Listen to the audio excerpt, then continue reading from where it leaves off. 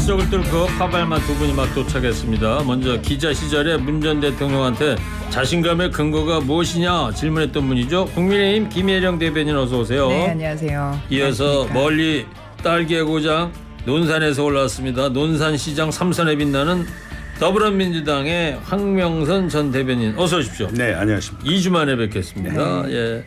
자, 청취자 여러분께 이런 질문 드릴게요. 오염수 방류에 과학적, 기술적 문제가 없다고 판단했다. 다만 오염수 방류를 찬성하는 것은 아니다. 라고 정부 공식 입장에 대해서 어떻게 생각하십니까? 다들 들으셨죠? 이 얘기들. 한 줄로 좀 오늘 보내주시기 바랍니다. 나중에 두 분 추첨해서요. 작은 선물 보내드리도록 하겠습니다. 자, 이제 내일이네요. 일본 후쿠시마 오염수 방류가 이제 시작이 되는데 일단 어제 오후 3시쯤에 있었던 우리 정부의 공식 입장 잠깐 다시 들어보겠습니다. 우리 정부는 일본 측이 후쿠시마 원전 오염수를 당초 계획대로 방류할 것이라는 점을 확인하였고 오염수 방류의 계획상의 과학적, 기술적 문제는 없는 것으로 판단했습니다. 다만 우리 정부가 오염수 방류를 찬성 또는 지지하는 것은 아님을 분명히 말씀드립니다. 자, 문제는 없는데 찬성하는 거나 지지하는 건 아니다. 자, 두 분 어떻게 보시는지 어떤 분이 먼저 말씀을 하실래요? 제가 먼저 할게요. 예. 술은 마셨는데 음주운전이 아니다. 바람은 폈는데 외도는 아니다. 앞뒤가 전혀 맞지 않는 모순적 발언이죠. 찬성이면 찬성이고 반대면 반대죠. 과학적, 기술적 문제가 없다고. 문제가 없다라고 하면 이게 찬성한 거 아니겠습니까? 그러나 찬성이나 지지하는 것은 아니다. 이렇게 하면 안 되죠. 무능하고 솔직해야죠. 무책임하고 참 비겁합니다. 그리고 후쿠시마 오염수 방류와 관련돼서는 전 국민 85%가 지금 반대를 하고 있는 이런 입장에서 대통령께서 책임 있게 국민들한테 설명을 하고 국민들의 입장을 대변하는 게 저는 옳다라고 봅니다. 차관이 나와서 하는 것은 참 못마땅합니다. 네, 김혜령 대변인님. 네. 이제 내일 방류가 된다고 하는데 사실 우리 어민들 또 수산업계 계신 분들 국민 대다수가 우려를 하고 계신 것에 대해서는 저희 당이나 정부도 충분히 알고 있습니다. 저희도 사실은 어제 나온 것처럼 찬성 완전히 찬성한다, 환영한다 이런 것은 아니잖아요. 그래서 이 오염수 방류와 관련해서 저희가 이제 어제 말씀드린 것처럼 실시간 모니터링 세밀하게 할 것이고 만약에 이 방류가 조금이라도 계획과 다르게 진행이 된다면은 우리 정부가 할 수 있는 조치 방류 중단을 요청을 할 것이라는 것을 다시 한번 강조해서 말씀을 드리겠습니다. 네. 다만 이제 이 오염수 방류가 우리에게 미치는 영향이 사실은 없다라는 그런 과학적 근거가 나왔기 때문에 그 근거에 의해서 저희도 이 방류에 대해서 이제 그 입장을 밝히게 된 것이고요.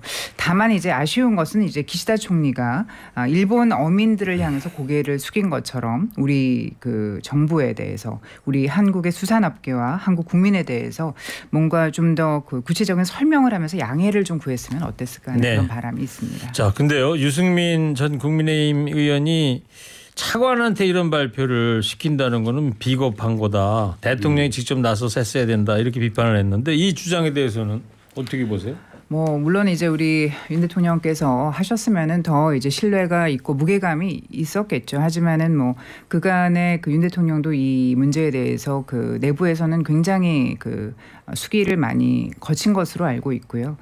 다만 이제 여러 가지 사안들이 또 다른 사안들이 많이 계셨었고 이제 관련된 장 차관들이나 전문가분들께서 또 설명을 하시는 것이 또 어떻게 보면은 국민들께 더 과학적인 어떤 신뢰가 있을 수 있지 않나라는 그런 차원에서의 것이었습니다. 네. 최소한 이 정도 되면 대통령이 하셔야 되겠고요. 대통령이 아니면 총리라도 정부를 대표해서 총리라도 했어야죠.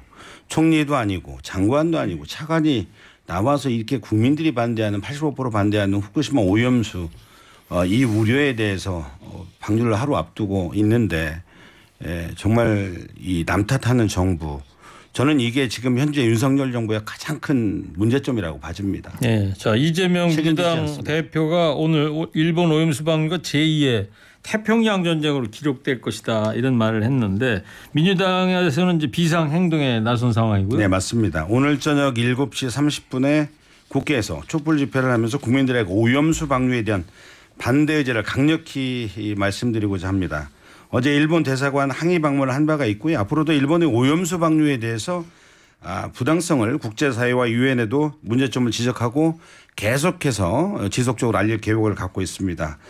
30년 동안 핵 오염수 인류 공동의 자산인 해양 생태계 무단으로 방류하겠다는 일본의 파렴치한 행동에 대해서 단호히 거부하고 국민과 함께 투쟁해 나갈 것입니다. 네, 민주당의 입장은 이제 이렇게 나왔는데 국민의힘의 공식 입장은 뭐예요? 아니 근데 이게 그 민주당이 뭐 순수하게 어떤 국민들을 걱정하는 차원에서의 어떤 비상 행동인지는 모르겠습니다. 뭐 민주당이 이 지역구마다 뭐 현수막을 지금 내걸지 않았습니까? 그 처리수를 핵폐수다. 뭐 태평양으로의 방류를 우물에 독을 넣는 행위다. 뭐 이렇게까지 지금 말씀을 하고 계신데 이것이야말로 정말 지금 우리 어민들과 수산업계 분들이 굉장히 불안해하시는 것을 더 가중시키는 것이고요. 또 우리 국민들께서 그래서 이 생선을 지금 더욱더 이제 사서 먹을 수 없는 그런 상황이 됐다고 저는 생각이 돼서 이 어민과 수산업계를 오히려 죽이는 그런 행태다. 도움이 절대 되는 것이 아니다라고 저는 생각을 합니다. 이게 정말 그 아주대 어떤 교수께서 말씀을 하셨는데 괴담의 뭐 테크닉, 괴담의 어떤 그 사회학이다까지 지금 말씀을 하고 계시거든요. 그래서 민주당이 지금 이렇게 하는 것은 너무나 좀 과장된 행동이라고 생각합니다. 민주당은 네. 그렇다 치고 네. 국민의힘의 입장은 아직 안 나왔습니까? 어떤 거예요? 그 비상행동 공식 입장, 아니 국민의힘의 입장은 일본 아. 오염수 방류 하루 앞두고 말이죠. 뭐 거기에 대해서는 이제 저희가 제가 이제 후에 말씀드리려고 했는데 뭐 어떤 그 우리 국민들을 위한 어떤 그 조치라고 해야 될까요? 도움을 드릴 수 있는 이런 것들을 저희가 이제 계속해서 찾고 있는 것이고요.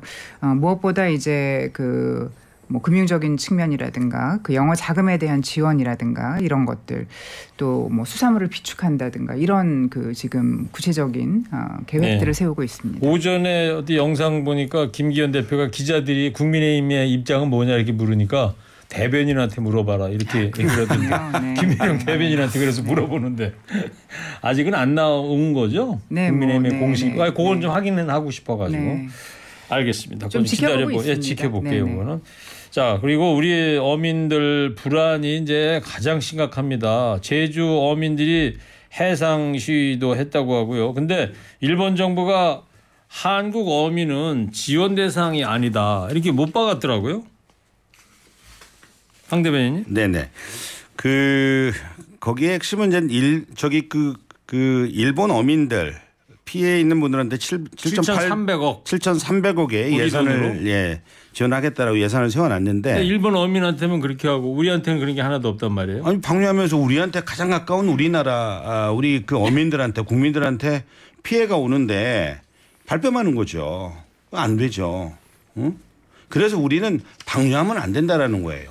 결국 본인도 기시다 총리도 일본 어민들한테 피해가 있기 때문에 7,300억이라는 예산을 세워서 지원하겠다는 거 아닙니까? 결국 피해가 있다라는 것이죠. 자, 그렇다면 여야 각 당에서는 우리 수산업 종사자들을 위해서 어떤 지원 대책을 마련하고 있는지 국민의힘은 어떻게 마련하고 있습니까? 네, 아까 뭐 앞서 조금 말씀을 드렸죠. 저희가 이제 금융지원 대책 그리고 그 영어 자금에 대한 지원이라든가 이런 뭐 연장이라든가 이런 것들 검토를 하고 있고요. 그리고 또 수산물을 비축할 수 있는 이런 것들 저희가 좀 구체적인 내용들을 앞으로 이제 아마 차차 앞으로 말씀을 해나갈 것이다. 드릴 민주당은요? 것입니다. 수산업 종사자들에 대한 가장 큰 보호 대책은 핵 오염수 방류를 저지하는 겁니다. 지금 우리 민주당은 국민들과 함께 그렇게 싸워 나갈 계획이고 더 강력하게. 아니 내일부터 방류가 결정이 됐는데요. 뭐. 지금까지 저희 스탠스는 그런 입장이고요. 내일 이제 방류가 되면 거기에 따라서 저희들이 또 대책을 강구를 해요. 알겠습니다. 여기까지 듣겠습니다. 자, 고 최수근 상병 사만 사건 수사 논란 얘기 좀 해볼게요. 자, 국방부가 결국에 두 대대장 현장에 있는 대대장 중령 대대장한테만 과실치사 혐의를 적용을 했습니다. 자, 그래서 과연 이 두 사람, 이 두 군인들한테만 책임을 물어도 되는 건지 의문은 계속되고 있는데, 자, 어떻게들 보세요? 일단 이 최상병 그 사망 사건에 대해서는 굉장히 이제 안타깝고 그리고 고인의 희생을 우리가 반드시 기억을 해야 된다라는 말씀을 드립니다. 그리고 또 과실에 대한 부분을 명명백백히 밝혀야 된다고 생각을 하고 있습니다. 다만 그 민주당이 이를 두고 이제 특검 그 공격을 지금 하고 있지 않습니까? 이것은 또 다른 또 그 정쟁을 시작하겠다라는 것이고요.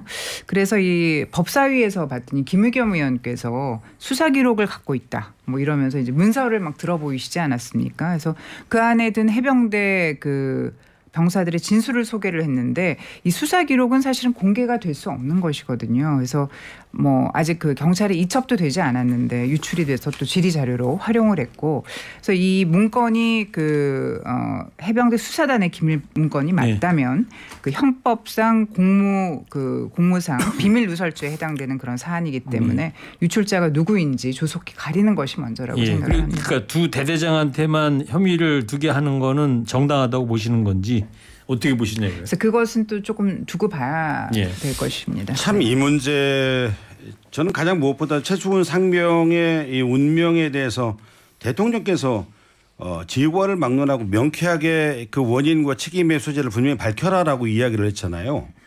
그런데 이 그 수사단장은 해병대 수사단장은 명쾌하게 8명에 대해서 해병대 사단장을 포함한 8분의 과실치사 혐의를 조사를 해가지고 저기 해병대 사령관, 해군 참모총장, 국방부 장관의 결재를 다 득하고 이첩을 한 거예요. 네. 정말 철저하게 자기 본분을 다한 것이죠. 네. 그런데 결국은 국방부 그 수사단에서 결국 그 경찰에 이첩된 수사 자료를 다시 갖고 와서 장관의 지시로 있었던 걸로 제가 그렇게 언론을 통해서 알고 있는데요.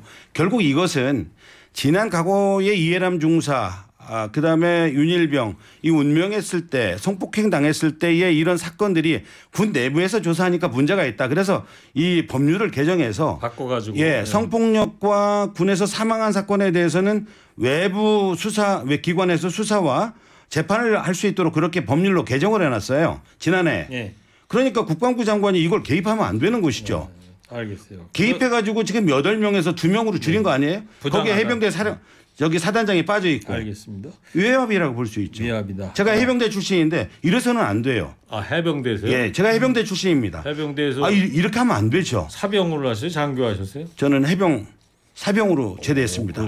결국 군의 지휘관의 책임으로 대대장들이나 사병들의 책임을 지휘관이 지는 거예요. 그런데 실질적으로 이 사단장이 그 허리까지 물 차는 데 가서 이 빨간 티 입고 제대로 하라라고 그렇게 지시를 하지 않았습니까? 맨날 그 사단장이 책임을 져야죠. 딸기의 고장 논산시장 삼선에 빛난다. 해병대 해병대 출신이라서 이렇게 격앙되셨구나. 해병대 정말 쪽팔렸어요 지금. 이래서는 안 됩니다. 이런 모습 처음 봅니다. 또. 해병대 지휘관이 책임져야죠. 오늘 늦게 좀 시작해가지고 질문 요거 하나만 더 할게요. 네. 그 이제 조금 전에 말씀하셨던 박정훈 전 수사단장이 임성근 제1해병 사단장을 따로 고발해서 이거에 대해서는 어떻게 보세요? 계속 먼저 얘기를 해보세요. 그렇죠. 박정훈 대령 이미 외압이라고 하고 이야기를 했거든요. 그러니까 앞서 제가 말씀드린 대로 국방부 장관한테까지 결재를 8분의 그 과실치사 혐의에 대해서 해병대 1사단장 포함해서 8명의 사건을 경찰로 넘기겠다. 그 개정된 법률에 의해서. 그 얘기는 중복이 되는 거니까. 이 부분에 대해서만 짧게 좀 1사단장 따로 고발한 거에 대해서. 당연히 잘했죠. 당연히 잘했죠. 김혜령 대변인요? 분명히 그 장관이 추후 그 출장을 갔다 와서 재검토를 할 테니까 이첩을 보류해라 이렇게 하지 않았습니까? 그래서 수사 과정에서 뭐 이걸 그 축소하라거나 빼라거나 뭐 이런 조치를 했다는 그런 내용이 전혀 없었다는 것을 다시 한번 말씀드리고요.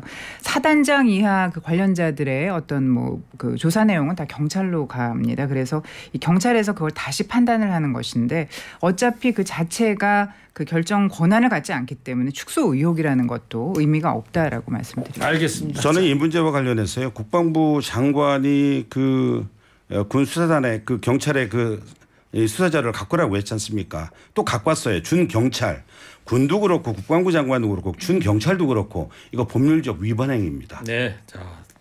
그래서 특검을 해야죠. 네, 그래서 특검을 해야 된다. 자, 시간상 여기까지만 해야 될 것 같습니다. 한 줄 평도 못할 것 같고요. 자, 오늘 정치 파발마 여기까지 하겠습니다. 황명선 전 대변인, 김일영 국민의힘 대변인 두 분 감사합니다. 네, 고맙습니다. 감사합니다.